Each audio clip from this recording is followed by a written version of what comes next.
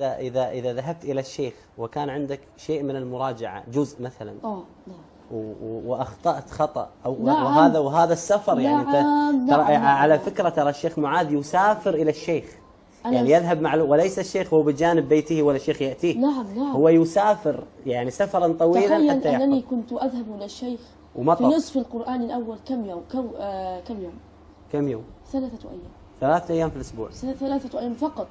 نعم. كنت أتحايل عليه، كان أول يوم يومين فقط. تحايلت عليه محايلة شديدة لأذهب إليه 3 أيام، وكان يوقفني على معاني شديدة. نعم. يعني كان يمكنه أن يعطيني آية واحدة فقط. هذه المسافة كلها يعطيك آية واحدة.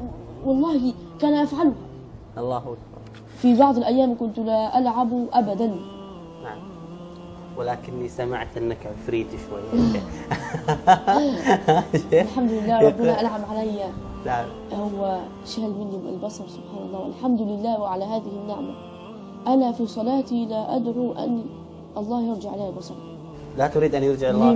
لماذا؟ لعل يكون لي حجة عند الله يوم القيامة فيخفف عني بعضا من العذاب.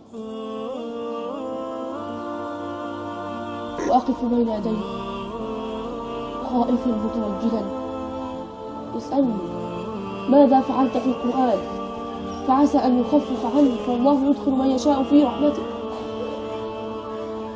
ولكنه أنعم علي بالقرآن، وأنا الحمد لله إذا أردت أن أذهب إلى أي مكان أذهب وحدي فقط، وليس معي أحد، ولكن أبي يخاف علي.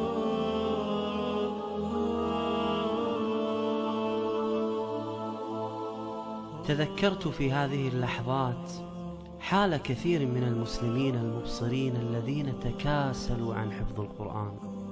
يا الله، ماذا ستكون حجتهم عند الله؟ الحمد لله على كل حال.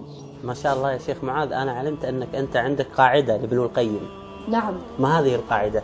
قال ابن القيم رحمه الله: ما أغلق الله بابا لعبد بحكمة إلا فتح له بابا.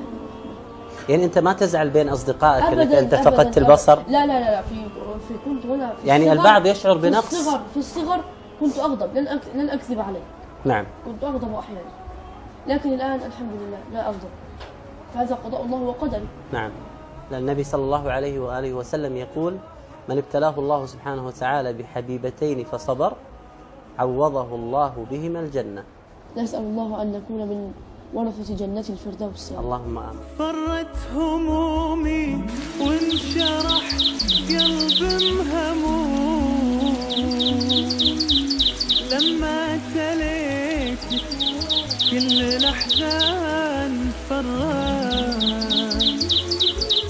يا محكم القرآن يا مسكم ختوم، أنفاسي من دون أبد ما استقرت.